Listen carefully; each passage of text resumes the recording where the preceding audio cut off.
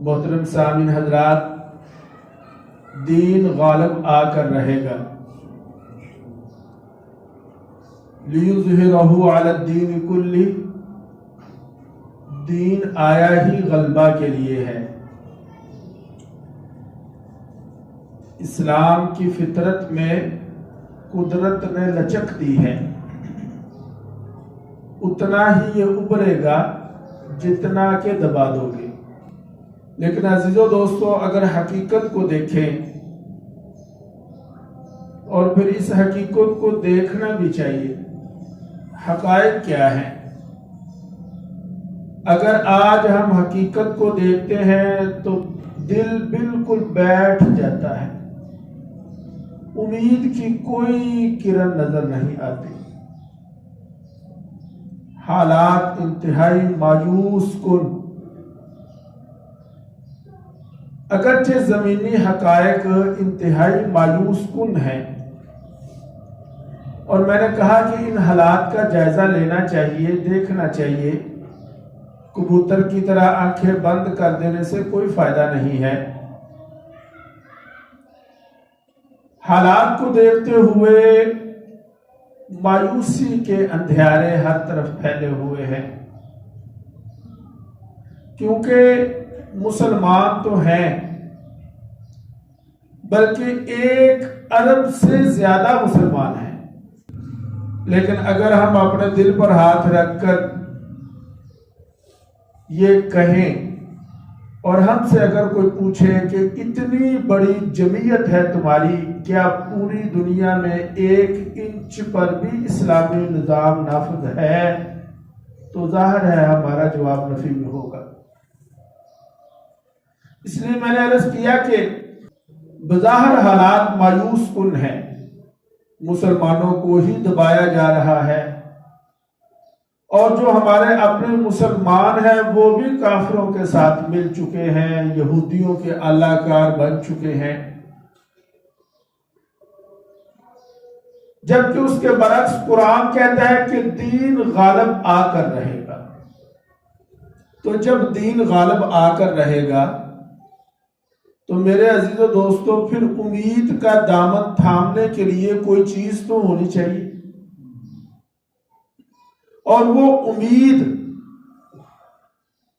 جس کا آج ہم دامن تھام سکتے ہیں وہ رسول اللہ صلی اللہ علیہ وسلم کی خوشخبریاں ہیں، جو آپ نے ارشاد فرمائی ہیں۔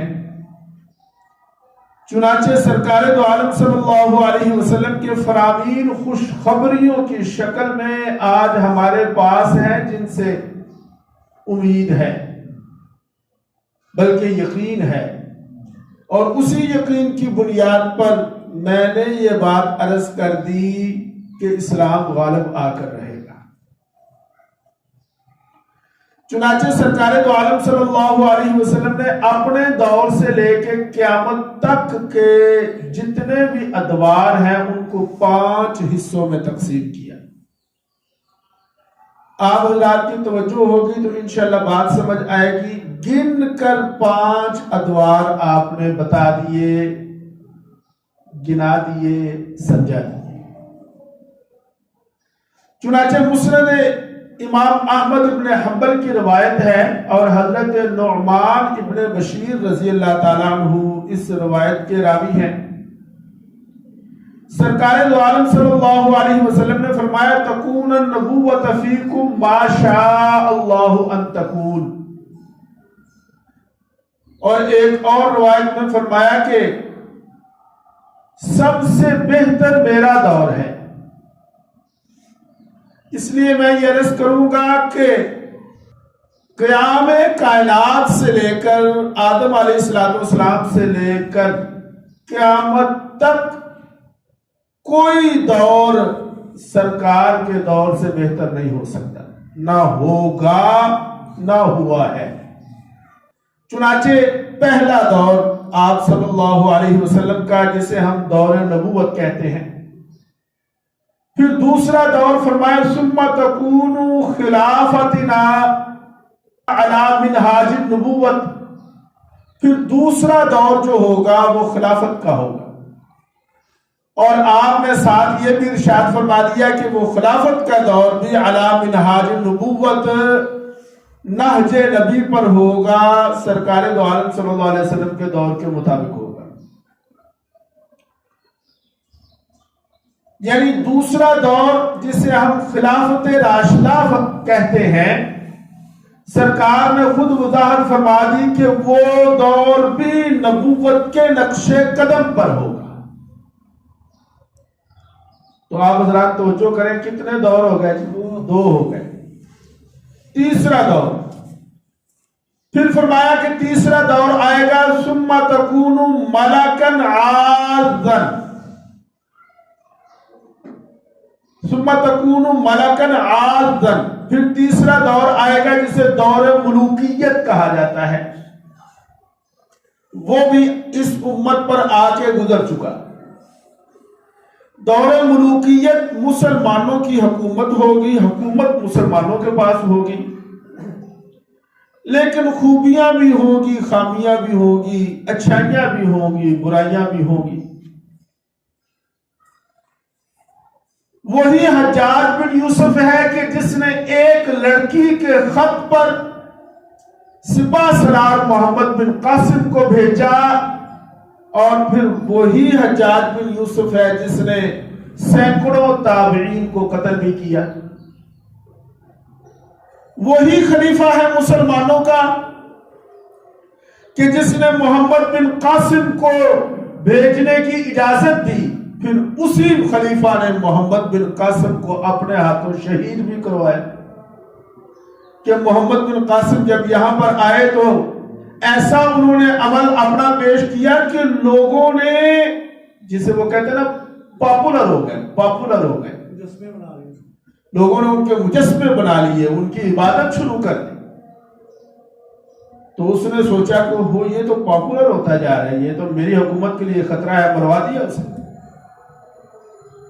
تو یہ تیسرا دور، ثم تکون ملکن عاذن، اچھائیاں بھی برائیاں بھی۔ پھر چوتھا دور آپ نے فرمایا کہ ثم تکون ملکن جبریجن، پھر ایک چوتھا دور آئے گا جسے دور غلامی کہا گیا۔ چنانچہ پہلا جو تیسرا دور ہے اس میں اگرچہ برائیاں تھیں لیکن کم از کم حکومت مسلمانوں کی تھی۔ بھائی سمجھ آ رہی بات؟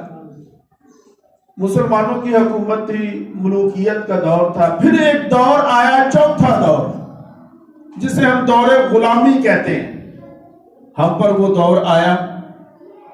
لیکن میرے عزیزو دوستو، وہ دور، اس کی میں وضاحت کرتا ہوں، لیکن پہلے یہ سن لیں کہ وہ دور کیسا تھا۔ کبھی تو ہم تاج برطانیہ کے غلام رہے،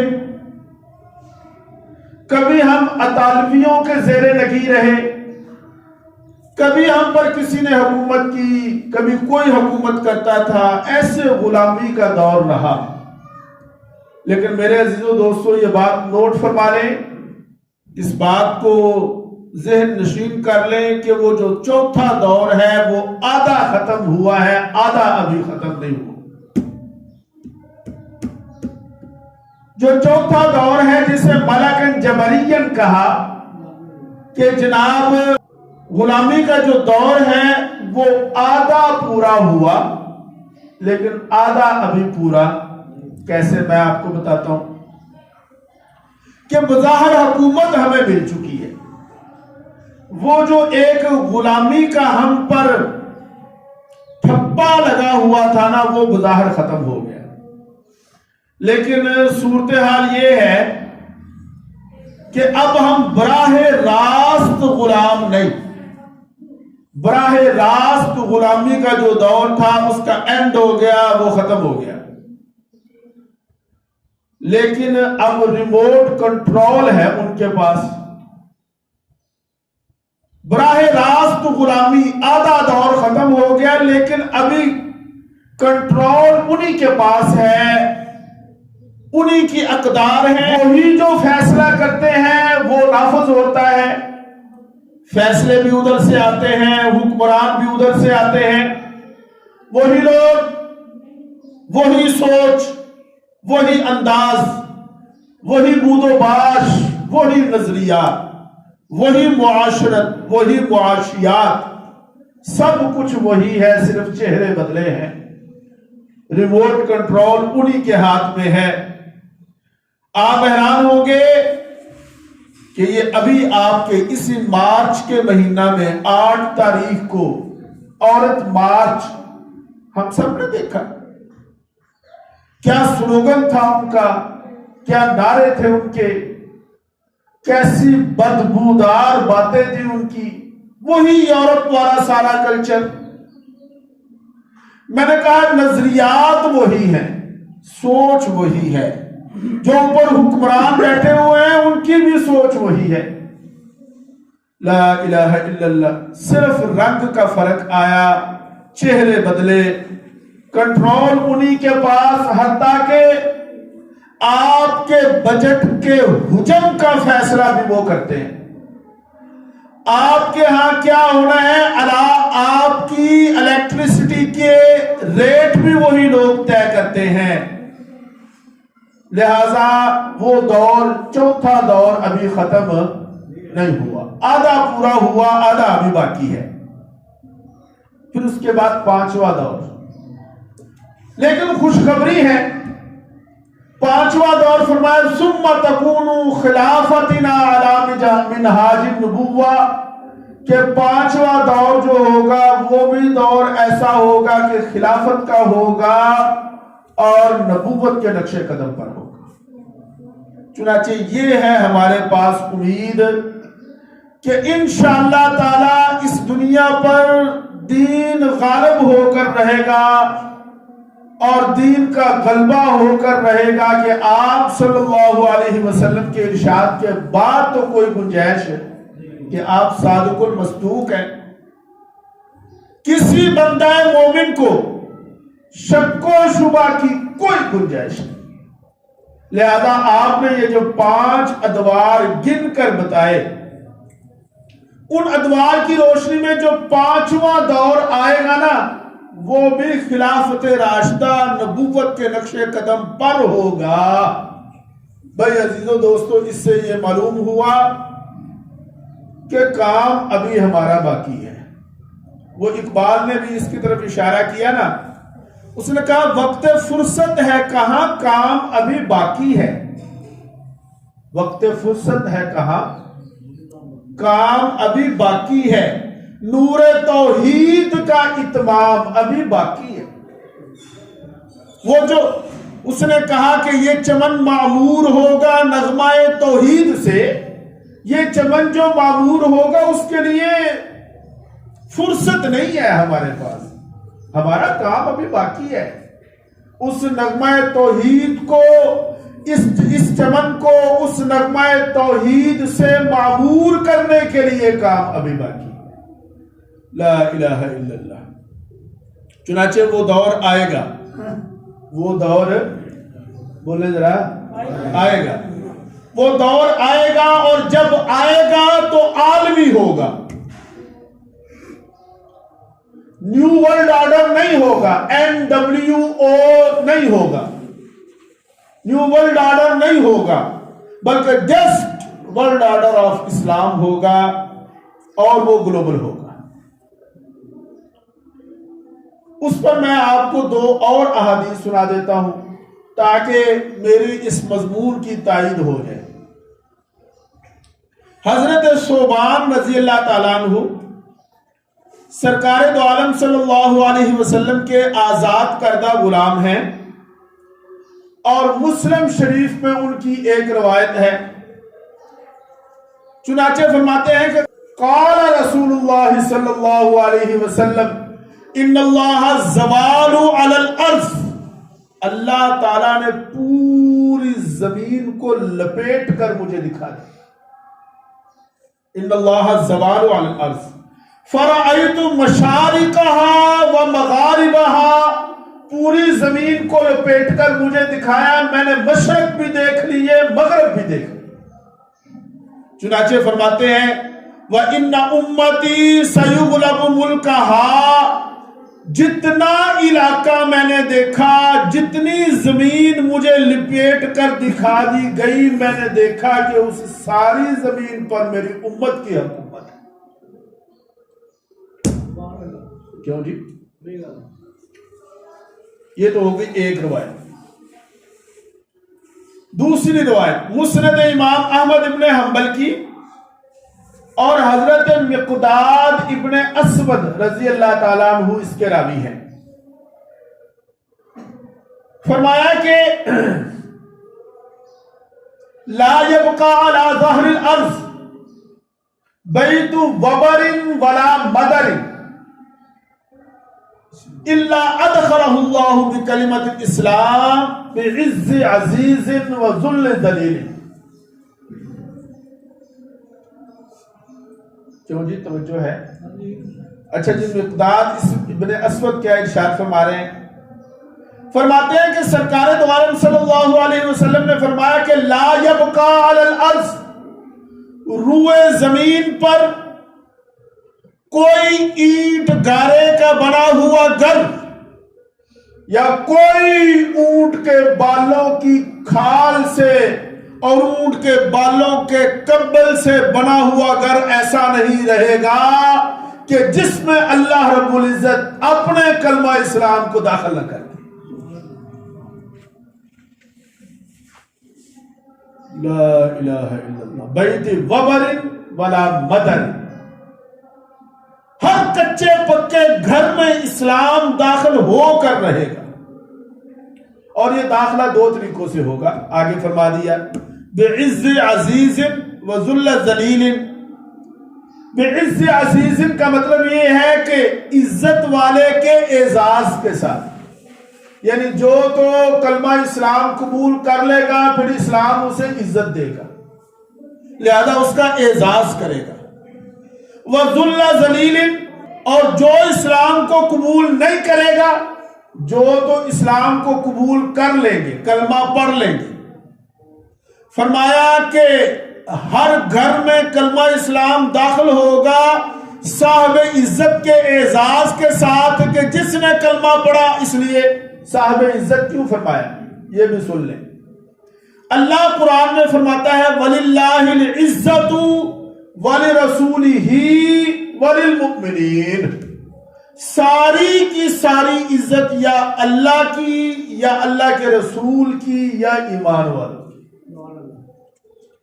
گویا کہ عزت وقار اللہ، اللہ کے رسول اور ایمان والوں کا حق ہے۔ کیا ہے جی؟ کوئی گل پلے پہ رہی کوئی نہ، میں بولی بولی جا رہا ہوں آپ نے آگے۔ فرمایا کہ جو صاحب عزت ہے ان کے اعزاز کے ساتھ، صاحب عزت پھر کون ہوئے؟ ایمان والے۔ صاحب عزت کون ہوئے؟ بولے ذرا۔ معلوم یہ ہوا کہ دنیا کے اعتبار سے اگر کوئی جتنی مرضی ترقی کر لے، اگر مشرف با اسلام نہیں تو وہ عزت والا نہیں۔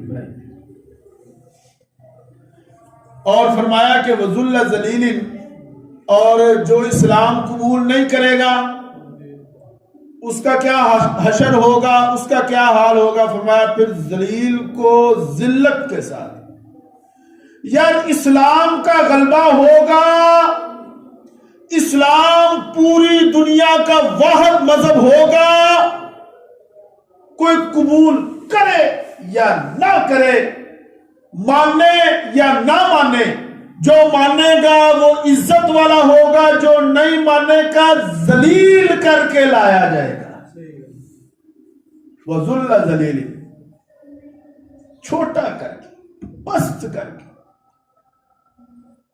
اگر رہنا پڑا کسی کو تو پست ہو کے رہنا پڑے گا، حتی یؤت الجزیہ، جزیہ دے کر رہنا پڑے گا۔ ہاں، ایسے نہیں کوئی رہ سکتا۔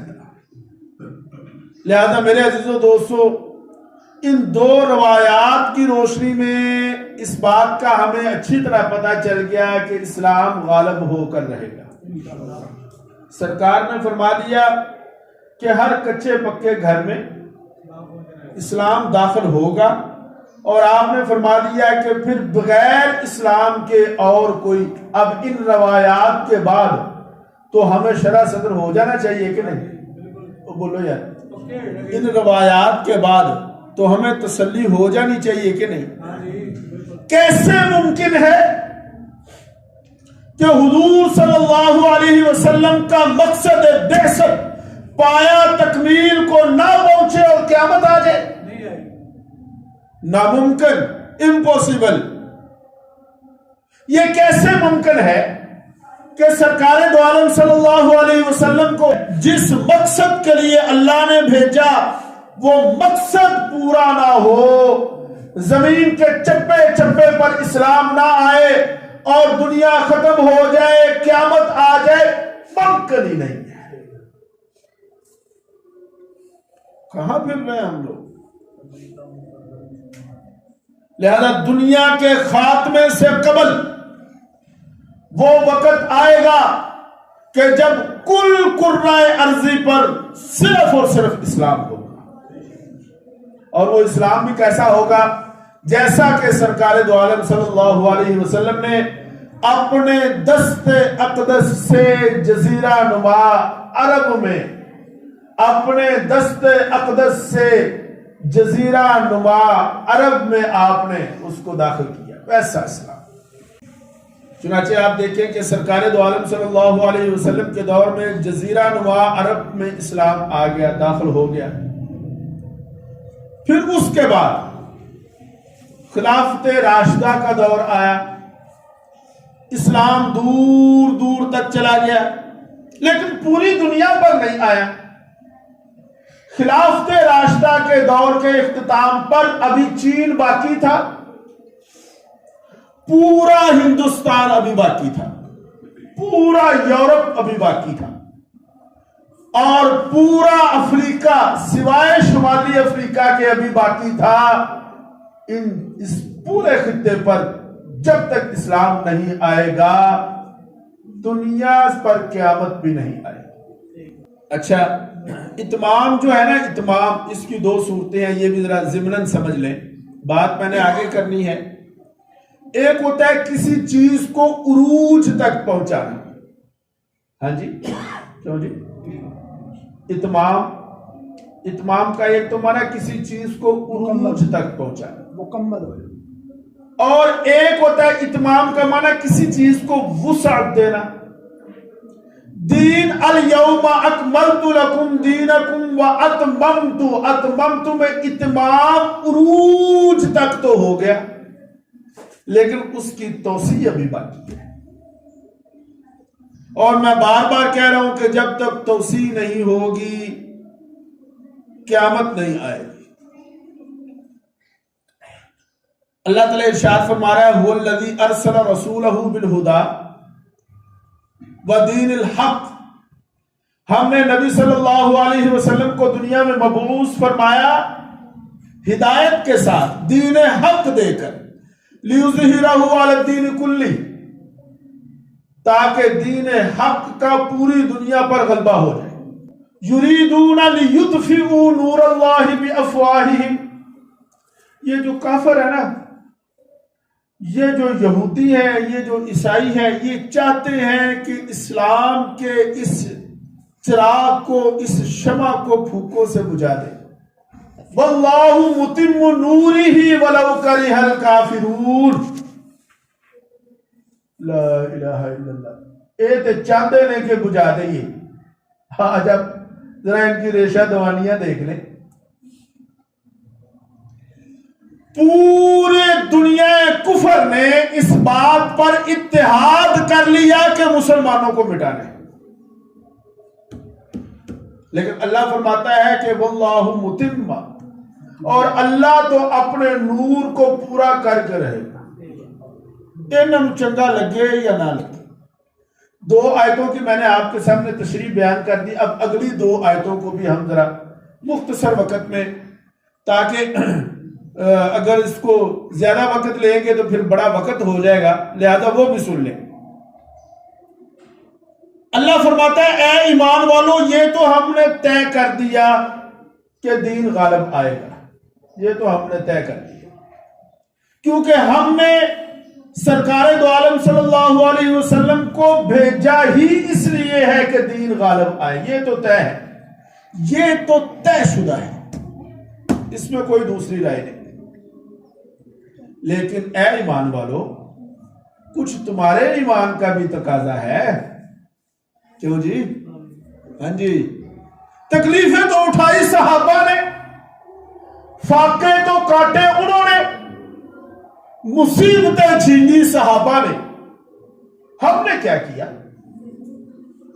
اس نے فرمایا کہ یا ایھا الذین آمنوا هل ادلکم علی تجارۃ, اگر تم یہ چاہتے ہو کہ جنت میں داخل ہو جاؤ, اور اگر تم یہ چاہتے ہو کہ تم عذاب علیم سے بچ جاؤ, تو اے ایمان والو پھر تمہیں ایک کاروبار کرنا پڑے گا. ہاں جی, اور وہ کیا ہے؟ تؤمنون باللہ ورسولہ وتجاہدون فی سبیل اللہ باموالہم وانفسہم.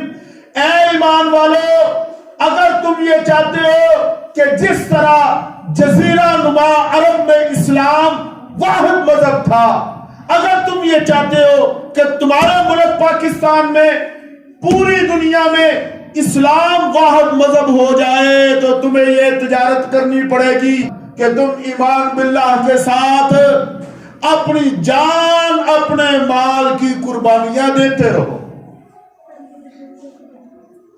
اگر تم اپنے جان اور اپنے مال کی قربانی, دیکھو صحابہ نے تو کر لیا. کیوں جی؟ اس لیے اللہ نے انہیں فرما دیا یغفر لکم من ذنوبکم. اس سے اگلی آیت, یہ سورہ صف کی اگلی آیت, اس میں جو میں نے پڑھی, اس سے اگلی آیت اللہ نے فرمایا تمہیں بخش دیا, تمہارے گناہوں کو بخش دیا. ہاں جی, انہیں تو وَيُدْخِلَكُمْ جَنَّاتٍ تَجْرِي, جنت میں داخل کر دیں گے تمہیں. کیوں؟ کہ اے صحابہ اکرام, تمہاری قربانیوں کا وافر حصہ ہم تک پہنچ چکا ہے. صحابہ نے تو اپنے ایمان کے تقاضے کو پورا کیا, ان کی بشارتیں مل گئی. ہمارے ایمان کا تقاضا کیا ہے؟ کیوں جی؟ صحابہ نے تو قربانیاں دے دی. آپ حیران ہوں گے کہ یہ جو سورہ صف میں پڑھ رہا ہوں نا جی قاری صاحب, یہ سورہ صف پتہ کب نازل ہوئی؟ یہ سورہ صف نازل ہوئی ہے غزوہ احزاب کے بعد. تو سنے غزوہ احزاب کو, خندق جسے کہتے ہیں.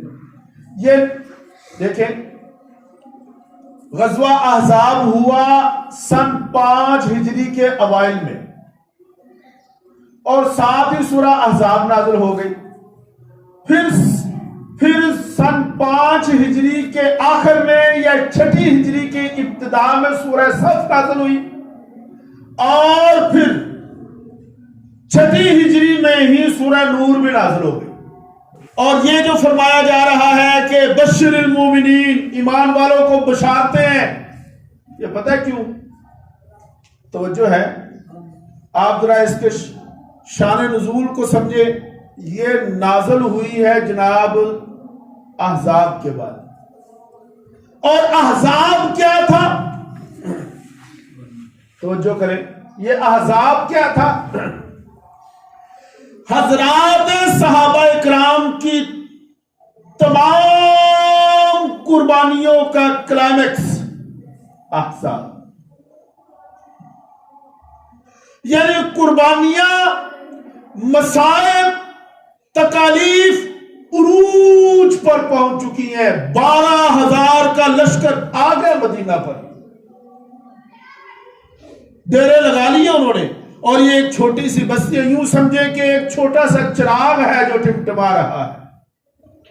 بھوک ہے, فاقے ہیں, تکالیف ہے, پہننے کو لباس نہیں, جو تھا وہ قربان کر دیا. احزاب شدائد و مصائب, جس طرح سرکار دو عالم صلی اللہ علیہ وسلم کے شدائد و مصائب کا کلائمیکس وہ یوم طائف ہے نا. کیوں جی؟ یوم طائف حد ہو گئی نا, حد نہیں ہو گئی طائف کی. اسی طرح صحابہ کی قربانیوں کی بھی حد اب یہاں پر ہو. جب قربانیاں عروج کو پہنچ گئی, یہی وجہ ہے کہ پھر اس کے بعد آپ صلی اللہ علیہ وسلم نے ایک عجیب جملہ ارشاد فرما دیا, نوٹ کرو. احزاب کے بعد سرکار دو عالم صلی اللہ علیہ وسلم نے فرمایا لن یغزوکم قریش بعد عامکم ھذا ولکنکم یغزونہم. یہ کب فرمایا؟ احزاب کے بعد. کب فرمایا؟ فرمایا کہ لن یغزوکم قریش. قریش میں اب اتنی ہمت نہیں ہے کہ وہ اب تم پر دوبارہ حملہ کر سکے. مر گئے،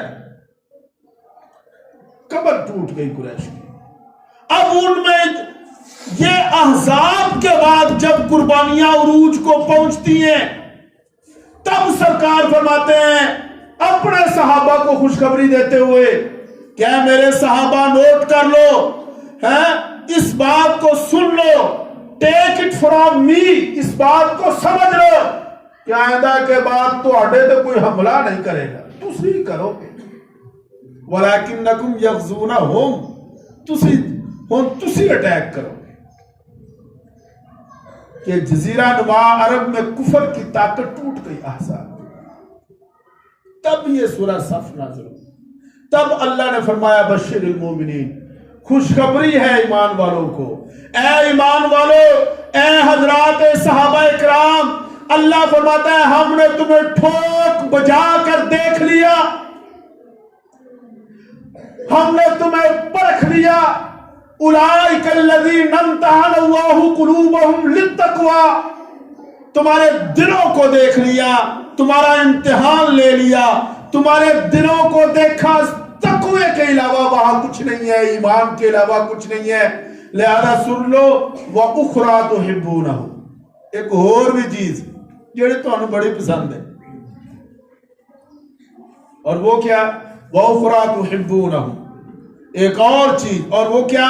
فرمایا نصر من اللہ وفتح قریب، اللہ کی مدد تمہارے قریب ہے.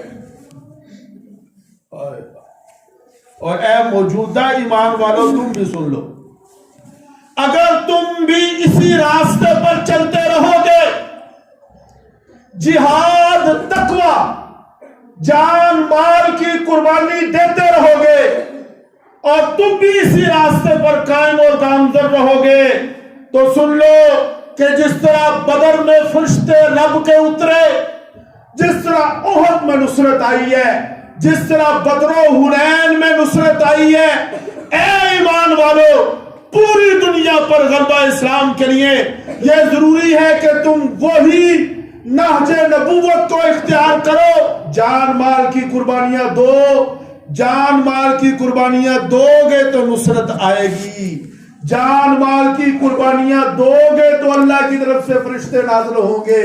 ہم فضائے بدر تو پیدا کریں، آج بھی فضائے بدر پیدا کریں گے، آسمان سے فرشتے اترے کہ وقت فرصت ہے کہاں، کام ابھی باقی ہے. وقت فرصت ہے کہاں، کام ابھی باقی ہے، کہ نور توحید کا اتمام ابھی باقی ہے. اللہ تعالیٰ سے دعا ہے کہ اللہ